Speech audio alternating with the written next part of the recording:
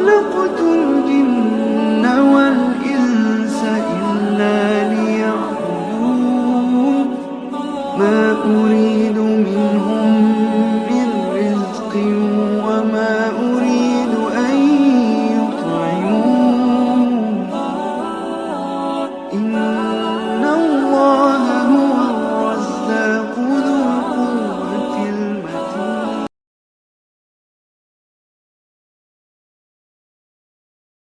إلا بالله العلي العظيم. حسبنا الله ونعم الوكيل ونعم المولى ونعم النصير. الحمد لله وكفى سمع الله لمن دعا ليس وراء الله المنتهى ومن اعتصم بالله نجا. والصلاة والسلام على عباده الذين اصطفى محمد وآله الطيبين الطاهرين مصابيح الدجى. ورحمة الله وبركاته على من اتبع الهدى. رب اشرح لي صدري ويسر لي أمري واحلل عقدة من لساني يفقهوا قولي. ورب يسر ولا تعسر وتمم بالخير آمين يا رب العالمين.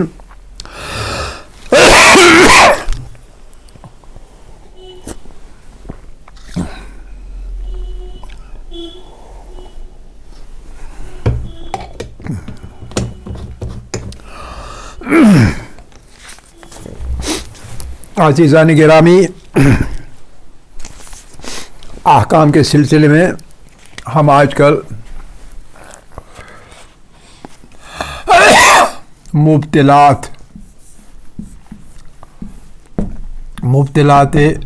نماز کی بحث میں لگے ہوئے ہیں. مبطلات نماز. اس مبطلات نماز کے اندر ہم نے بتایا کہ 12 مبطلات ہیں. 12 اور ان میں سے ہم نے نصف ختم کیے اور باقی نصف رہتے ہیں. 6 کے بارے میں ہم نے بات کی کل ہی اور آج باقی 6 کے بارے میں بات کریں گے. تو اس لیے ان مبطلات کے اندر ساتواں کیا ہے؟ ساتواں یہ ہے کہ آپ جان بوجھ کر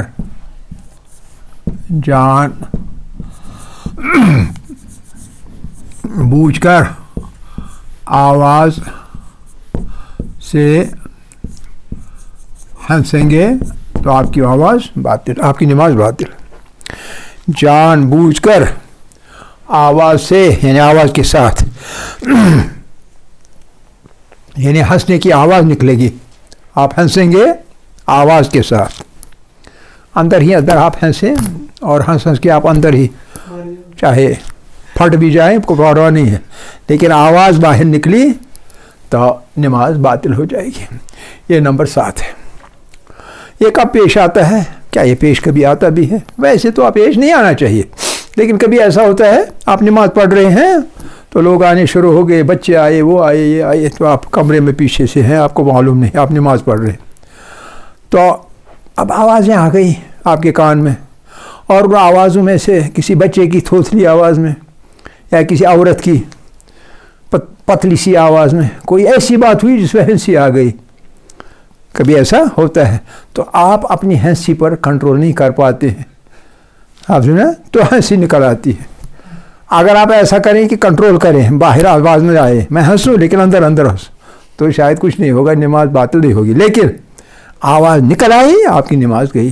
تو آپ اٹھیں گے، آپ ایک وہ جھاڑو اٹھائیں گے، ہر کسی کو بس جاروب کشی کریں گے ہر کسی کے بارے میں. تو یہ ہنسی جو ہے آواز کے ساتھ یعنی صدا کے ساتھ، بے صدا ہو تو کچھ نہیں، با صدا ہو آپ کی ہنسی، تو اس وقت آپ کی نماز جو ہے وہ باطل. گویا 7واں مبطل نماز آواز کے ساتھ ہنسنا ہے. نمبر 7. اس کے بعد کبھی ایسا ہوتا ہے کہ آپ کو کنٹرول نہیں رہتا کس بات پر کہ مجھے نماز میں حاجت مانگنی ہے، آہوزاری کرنی ہے. کیا میں آخرت کے لیے آہوزاری کروں یا دنیا کے لیے؟ میں گریہ کروں. گریہ سے نماز جو ہے اس کا درجہ بڑھ جاتا ہے، لیکن کب؟ جب کہ تقویٰ کا گریہ ہو، جب خوف خدا کا گریہ ہو، قبر کے خوف کا گریہ ہو، آخرت کے خوف کا گریہ ہو. گریہ نے رونا، اس سے نماز کا درجہ بڑھ جاتا ہے، گھٹتا نہیں ہے.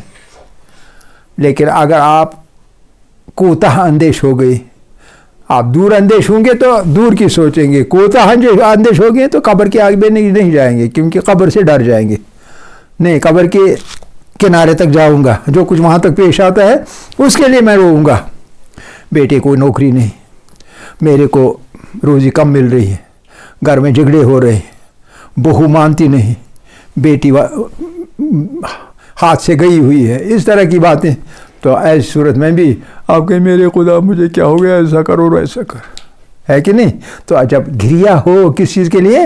دنیاوی کاموں کے لیے، دنیاوی حاجات کے لیے، دنیاوی حاجات کے لیے.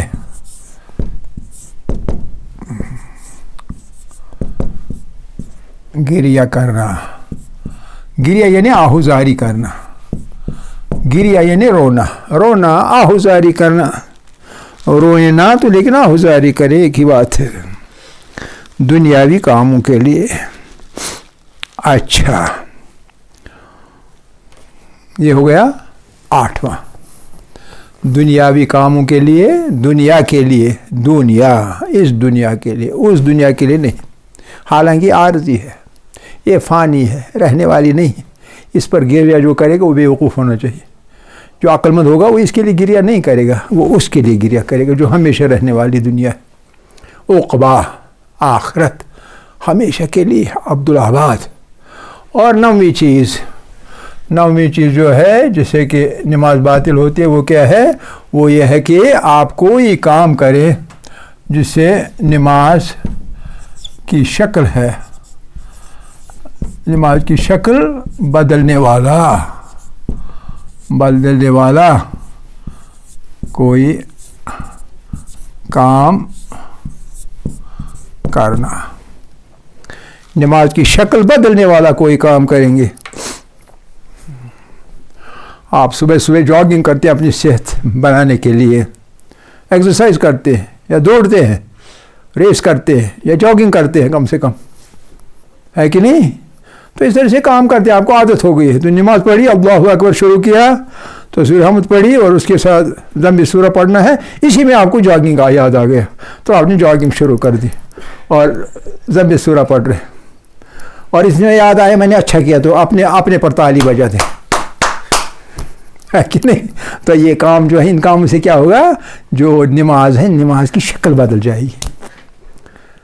یا یہ کہ میں یہاں نماز پڑھ رہا ہوں، یہ جائز نماز ہے، تو نماز پڑھتے مثال کے طور پر میں نماز ایسے پڑھتا ہوں، نماز پڑھتے حالانکہ آنکھ بند ہوتی ہے لیکن پھر بھی کبھی کنکھیوں سے میں نے دیکھا یہاں کوئی چیز پڑھی ہے بہت میٹھی، بہت مزیدار.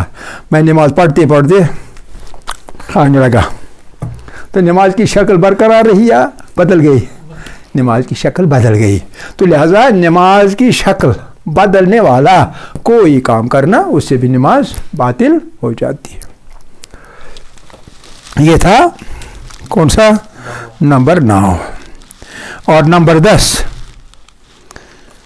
جو میں نے ابھی کہا کہ کھانا پینا، کنونشن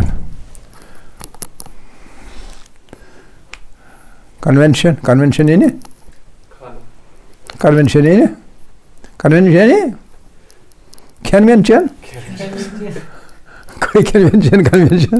تو نماز کے دوران کھانا پینا، حالانکہ اس میں بھی آتا ہے لیکن الگ سے رکھا گیا ہے کھانا پینا. اور جب ایسا ہو جائے گا دونوں صورتوں میں دیکھنے والے جو ہوں گے کیا وہ کہیں گے نماز پڑھ رہا ہے؟ کہیں گے نہیں. کھانا پینا تاکہ لوگ کہیں کہ نماز نہیں پڑھی جا رہی ہے،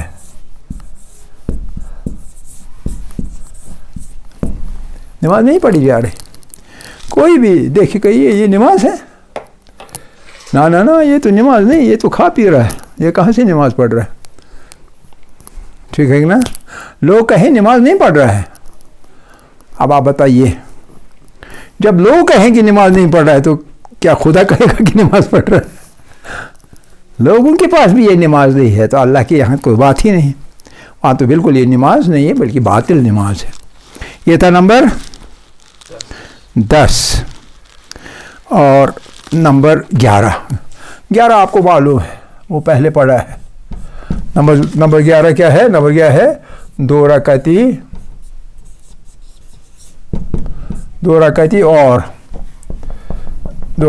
اور 3 رکعتی نماز میں رکعات کی تعداد میں شک. رکعات کی تعداد میں شک، یہ پہلے پڑھ چکے ہیں کہ اس سے نماز باطل ہو جاتی ہے. باطل کرنے والے شکوک یہ ہم نے پڑھ لیا ہے. 2 رکعتی اور 3 رکعتی نماز میں رکعات کی نماز میں شک. لیکن یہاں آپ ایک چیز ایڈ کر سکتے ہیں، اور 4 رکعتی جو نماز ہوگی، 4 رکعتی نماز کی پہلی 2 رکعت میں، نماز کی پہلی 2 رکعت میں شک، پہلی 2 رکعت میں شک، یہ بھی اس میں آئے گا. 2 رکعتی نماز میں، 3 رکعتی نماز میں اور 4 رکعتی نماز کی پہلی 2 رکعت میں جب شک ہو جائے، مغرب میں نہیں، عشاء میں، ظہر میں، عصر میں شک ہو جائے، پہلی پڑھ رہا ہوں یا دوسری پڑھ رہا ہوں، تو گویا پہلی 2 رکعتوں میں شک، یا دوسری پڑھ رہا ہوں یا تیسری پڑھ رہا ہوں، دوسری کو اور تیسری میں شک، وہ اصل میں پہلی 2 میں سے ایک میں شک ہے، تو اس سے بھی نماز باطل ہو جاتی ہے. اچھا، آخر پر بھی وہی کہ ارکان نماز یعنی واجبات نماز کتنے ہیں؟ ہاں جی، 12. اچھا، ایک رکن ہے اور ایک غیر رکن ہے. تو جو ارکان نماز جو ہے، ارکان نماز میں کام یا زیادہ، لیکن جان بوجھ کر کام یا زیادہ بریکٹ میں رکھے جان بوجھ کر. اگر غیر رکن ہوئے واجبات، اور اگر رکن ہوئے تو رکن بھولے سے بھی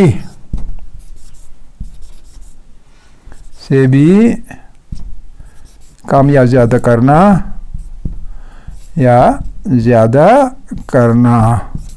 اس چیز سے بھی نماز باطل ہو جاتی مبتلات میں.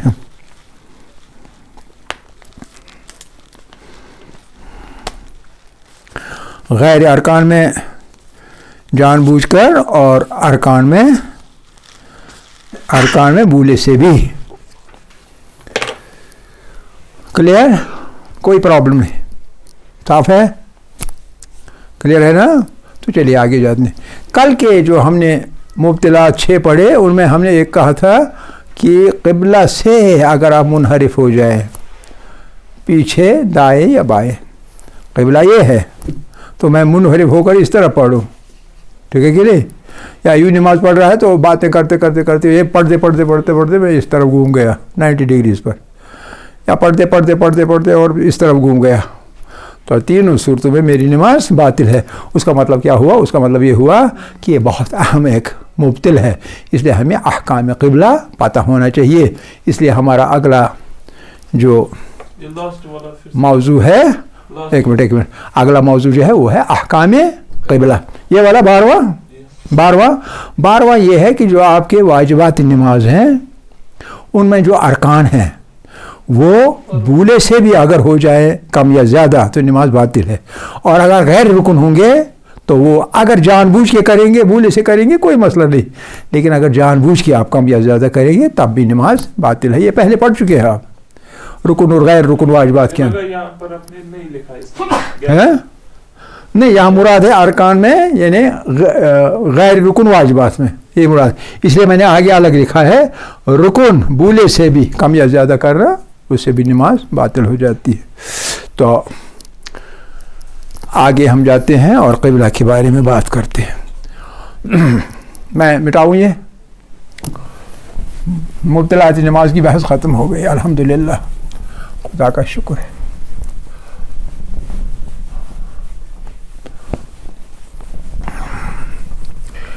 قبلہ جو ہے، قبلہ میں باتفاق یعنی اس میں جو مسالک ہے، مسالک میں اختلاف نہیں ہے، مسالک میں اتفاق پایا جاتا ہے کہ نماز جو ہے تو نماز ہمیشہ قبلہ رو پڑھنی ہے، اور اگر قبلہ سے انحراف کریں گے تو نماز نہیں ہو سکتی. نماز آپ کی ہو جائے گی تب جب آپ پوری نماز پڑھنے کے دوران الف سے آخر تک آپ ہمیشہ ہر وقت ہر جز کے وقت قبلہ رو رہیں، تب بھی آپ کی نماز ہوگی، ورنہ نماز ٹوٹ جاتی ہے، باطل ہو جاتی ہے. یہ ہم پڑھ چکے ہیں. تو اب یہ ہے کہ اس کے احکام ہونے چاہیے، کیونکہ کبھی کبھی ایسے حالات پیش آتے ہیں جن میں مثال کے طور پر ہمیں قبلہ معلوم کرنا مشکل ہو جاتا ہے.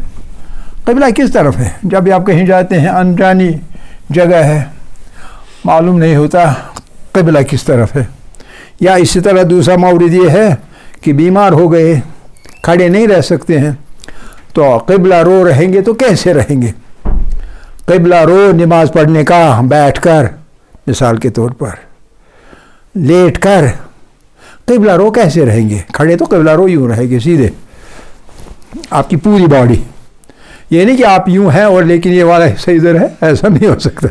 پوری باڈی اوپر سے لے کے نیچے تک، حتیٰ کہ آپ کے پاؤں بھی قبلہ کی طرف ہونے چاہیے. اگرچہ پاؤں کوئی لوگ ایسے سیدھے نہیں رکھ سکتے، ایسے رکھ چلتے بھی ہے ایسے، ہے نا، ایسے ہوتا ہے، اس سے کوئی فرق نہیں پڑتا، نماز صحیح ہے.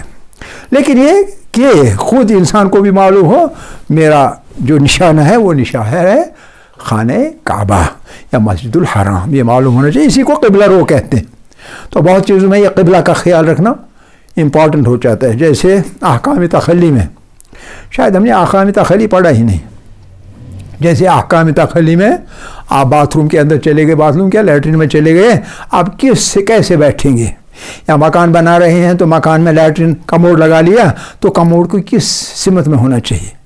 کبھی اگر آپ کے مکان میں کموڈ کی سمت یوں رہی، چاہے ادھر بھی ہو ایک ہی بات، ایسے یا ایسے کموڈ رہا، ایسے کموڈ رہا، کموڈ ایسے رہنا چاہیے یا یوں رہنا چاہیے یا یوں رہنا چاہیے، ویسے تو رہنا ہی نہیں چاہیے. اس وقت اگر میں ہوں گا تو مجھے آپ کی اجازت کی ضرورت نہیں آپ کا مکان توڑنے میں، آپ کا مکان توڑنا پڑے گا، یا مکان نہ صحیح کم سے کم کموڈ والی جگہ کو توڑنا پڑے گا تاکہ اس کو بدلا جائے. اور یہ یوں نہیں رہنا چاہیے کیونکہ حرام ہے. کیوں؟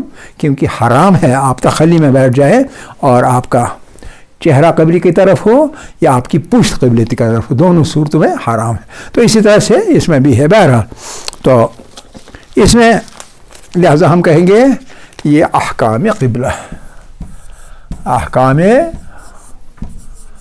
قبلہ ہے، ٹھیک ہے نا؟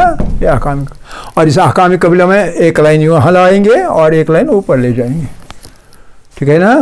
اور آگے یوں جگہ چھوڑیں گے تاکہ ایک بہت بڑا ایرو بن جائے گا. اور یہاں چھوڑی ڈالیے یہ لائن یا نہ ڈالیے کوئی ضرورت نہیں ہے. ہمیشہ چیزیں ڈائیگرامیٹکلی لکھنی چاہیے، نظر میں رکھنی تاکہ آسانی سے یاد رہیں گے. تو یہ والا حصہ جو ہے، یہ والا حصہ، اس حصے میں آپ کو 4 چیزیں لکھنی ہیں، 1 2 3 اور 4. اور یہ والا حصہ جو ہے، یہ والا حصہ، اس میں 3 چیزیں لکھنی ہیں، 1 2 اور 3. اور یہ 3 والا حصہ جو ہے اس میں مزید کرنا ہے 3 حصے، 1 2 اور 3. گویا میں مجبور ہوں یہاں ایک لائن لکھنا, یہاں ایک لائن, یہاں ایک لائن, یہاں ایک اور یہاں 2 لائنیں, یہاں 2 لائنیں ایروز میں لکھوں گا. یوں ایک ڈائیگرام بن جائے گی. بن گئی کہ نہیں؟ یہ ڈائیگرام بن گئی, کوئی مشکل نہیں. اب آسانی سے آپ سب کچھ اس میں لکھ سکتے ہیں. لیکن ادھر والی جو لائن ہے یہ میں مٹا دوں گا کیونکہ میرے پاس آگے جگہ بہت ہونی چاہیے. آپ کے پاس جو کاپی ہوگی وہ پورٹریٹ کے طور پر نہیں بلکہ لینڈسکیپ کے طور پر یوں لکھنا پڑے گا. یوں نہیں لکھنا پڑے گا, پورٹریٹ نہیں بلکہ لینڈسکیپ. اچھا جی, نمبر 1 یہ پہلا حصہ جو ہے ادھر والا, یہ ہے قبلہ کی سمت معلوم کرنے کے بارے میں. معلوم کرنا, یہ والا حصہ جو ہے یہ ہے قبلہ رخ ہونے کی صورت کے بارے میں. یہ والا حصہ قبلہ کی سمت معلوم کرنا, یہ والا حصہ قبلہ رخ ہونے کی صورت, اور بیچ میں یہ 2 الگ سے. تو پہلے نمبر 1 یہ ہے کہ نمازی جو ہے, نمازی اس حد تک قبلہ کی سمت یعنی ڈائریکشن, سمت کا مطلب ہے ڈائریکشن, معلوم کرنے کی کوشش کرے گا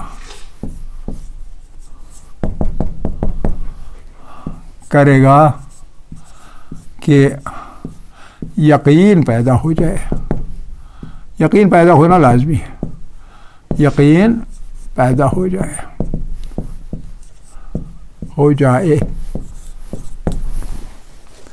یہ نمبر 1. نمازی نماز پڑھنے سے پہلے کسی اجنبی جگہ پر پہلے اس حد تک قبلہ کی سمت معلوم کرنے کی کوشش کرے گا.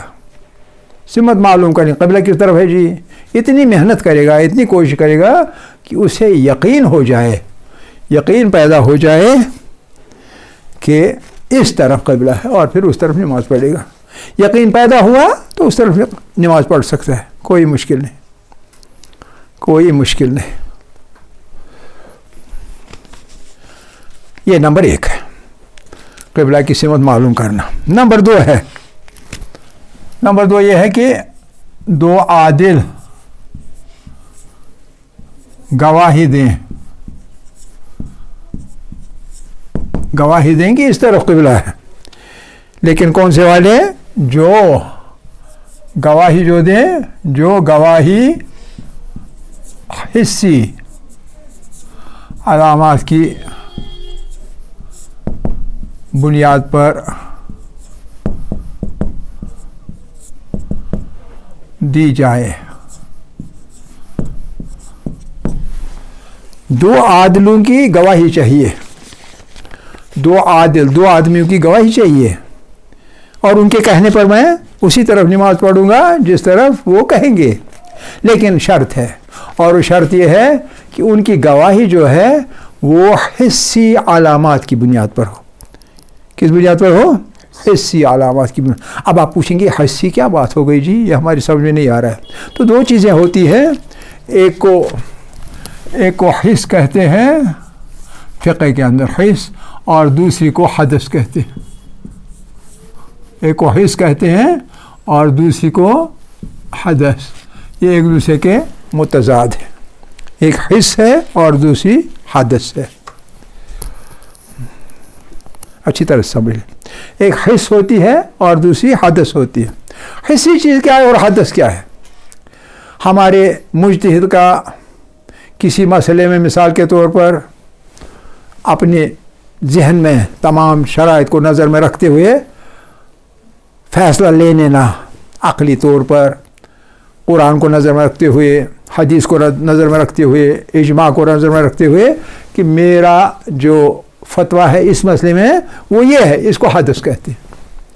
یعنی اس نے اپنے حس جو ہے, हिस की बुनियाद पर ये फतवा जारी नहीं किया, बल्कि हदस की बुनियाद पर, यानी उसके अंदर एक बहस चली मुख्तलिफ रिवायात की, मुख्तलिफ आयात की, मुख्तलिफ इजमा की शक्लों की और अक़ली दलाइल की। तो उस अंदर से होने वाली एक अमल की बुनियाद पर उसने एक नतीजा निकाला, तो चूंकि अंदर से निकाला इसको हदस कहते हैं।